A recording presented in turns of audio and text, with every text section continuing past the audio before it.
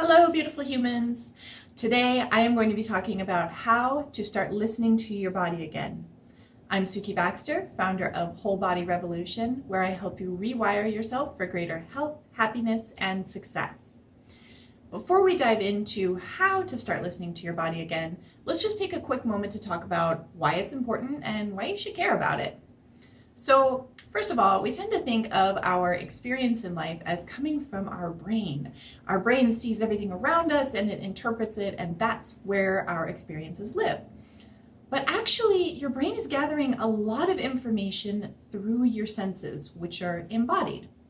Our senses like taste, touch, smell, sight, and that sends information to your brain, which your brain then interprets in order to determine things about your environment, like, is it a safe environment? Are the people in the environment safe? Are there enough resources? What are the intentions of the people around you? Are they kind and loving and nurturing and safe people? Or might there be some malicious intent there? Your body is constantly taking in all of this information and sending it to your brain. And it does that through sensation. Now, if your brain is not getting sensory information from your body, then that starts to be a really big problem. Your brain naturally interprets that as being something really wrong, and it sounds the alarm. And we experience the alarm as pain. So typically, when people have a lot of unrelenting, ongoing stress and pain in their bodies, it's because there is some disruption in the signaling between the sensory information that your body is sending and the way that your brain is interpreting it. So one of the ways that we can start to rewire that and start to eliminate that pain and that tension that exists in your body is by paying attention to sensory data that is happening. And what that tends to do is it starts to rewire these constant isometric contractions that are happening in your muscles all the time.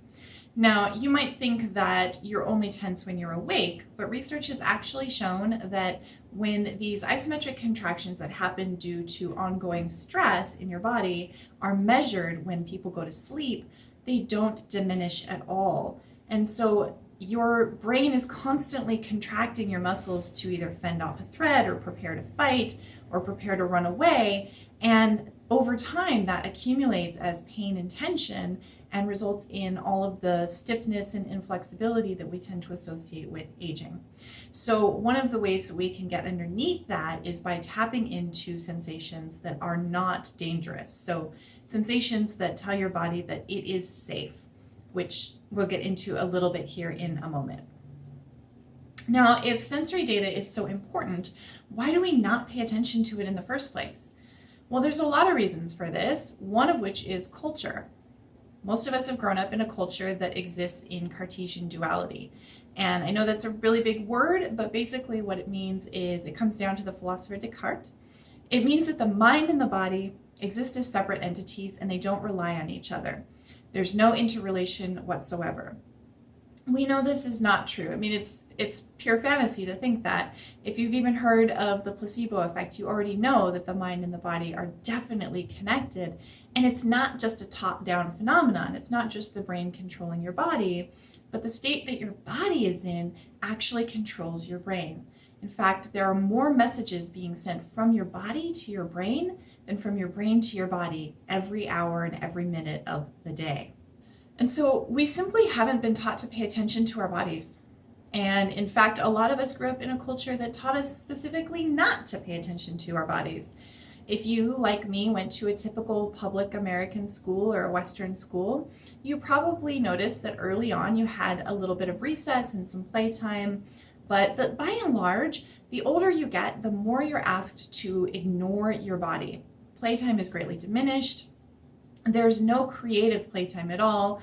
Any kind of activity is very structured in organized team sports in terms of physical education classes and PE. And good children are being asked to sit in a desk and be quiet. Now, I know that things are changing and a lot of progressive schools don't necessarily work in this way, but if you're an adult right now, you probably did grow up in a culture where you were taught not to listen to even your most basic biological urges, like going to the bathroom, where you had to ask permission from a teacher to leave the class and use the facilities. I know for myself in particular, I remember one time in the 6th grade, and I was just always a kid who liked to be on the floor. So when I was at home, I would often study on the floor. I'd like lay out my art supplies and color on the floor. And I don't know why I did that. It's just how I was. And I remember during my 6th grade reading class at one point when we as students were doing our work at our desks, the teacher wasn't lecturing or anything, and I was just completely absorbed in what I was doing. And without consciously being aware of it, I took my study materials and I ended up kind of sliding out of my chair and sitting, pushed my chair back, and I was sitting on the floor like right next to my desk. And I don't know, maybe I had an ache in my back or I just needed to stretch. I don't know why I did that, but I was so completely absorbed in the work that I was doing. I had no concept that I'd done something wrong. And my teacher came up to me and she acted like I had just done the most egregious thing in the world. And she completely shamed me. And she made me feel like total crap. And she asked me if I was going to rejoin the class. Like I hadn't left the class, I just had moved to the floor. And I learned in that moment not to listen to my body, to quell those urges. And I'm sure that there were lots of other instances similar to that in my upbringing, but that's one that stood out to me, and maybe you have a similar story. And this is how we learn not to listen to our felt sense, not to listen to our bodies. And then as adults, really the only sensations that are talked about are pain and discomfort. The only time we ever really discuss our bodies, especially with professionals when we go to the doctor, is when something's wrong and there's a problem to fix. And so we're constantly fixated on problems. We have no other experience of our physical selves. Now, this is very threatening for your brain because your brain needs to feel safe, and the way that it feels safe is by gathering data from your felt sense. So let's talk about how we can recover that sense of safety by tapping into felt sense again. So the first thing to do is start to notice sensations that feel pleasant. Sensations that are not problematic, that are not pain and discomfort. Now, typically when I ask a client what they feel in their body, the answer I get is somewhat vague, or they'll tell me that they have pain here, or that they have recently or commonly feel pain in a certain area. So this is because most people have learned to fixate on problems. But when I work to steer people's attention toward what's working and what's feeling good, that's often a lot more difficult to tap into. We just don't have the repertoire. So start very simply. Start with things like just noticing the weight of your body on your chair, the pressure of your feet on the floor, maybe the texture of the floor underneath your feet. Start to notice the movement of your clothes over your skin. Start to notice even just the tactile feeling of your fingers. You can reach out and actually touch something external to your body, like you can reach out and touch a table or a wall, or you can just actually feel your fingers against themselves. This starts to send non-nociceptive data to your brain. And what non-nociceptive data is it's information that tells your body that it is safe. So the nocebo effect, which is what nociceptive comes from, is the opposite of the placebo effect. So when you only focus on pain, you get the nocebo effect, which is you get a worsening of the pain. When you start to focus on pleasant sensations, then you start to diminish that nocebo effect and you start to actually heal your body. The other thing you can do is to start to use somatic language to describe your sensory experience. Again, a lot of people don't have much of a repertoire for somatic language. And what I mean by this is when you're feeling a sensation, start to describe what it is you're feeling in that moment. Now, this isn't about what you think you're supposed to feel or what you felt yesterday or what you feel on Tuesdays when the moon is blue. It's what's happening right now. And it's not complicated. It can be 3-year-old level. It can be heavy. It can be blah. It can be sharp. It can be cold or hot or searing.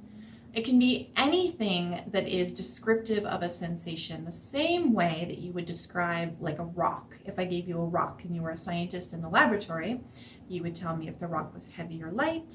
You would tell me what color it was. You'd tell me if it was sharp and jagged or round and smooth. Maybe if it has a rough texture. You'd be able to tell me if the shape is uniform or if it's kind of like weirdly globular. You'd be able to give me all of these descriptors. So when you start to use somatic language to describe your sensory experience, that's where we start to build that bridge between your thinking brain and your felt experience. And it starts to calm your nervous system down quite a bit. And the final piece to this puzzle are somatic exercise practices that you can do to start to rewire your neuromuscular patterns. So we've all developed patterns of firing muscles and a way of moving through the world that is as unique to you as your signature or your fingerprint. We all have a different movement signature. So somatic practices are movement practices that break up these habituated responses and these reflexes that are happening at an unconscious level that we couldn't release if we tried.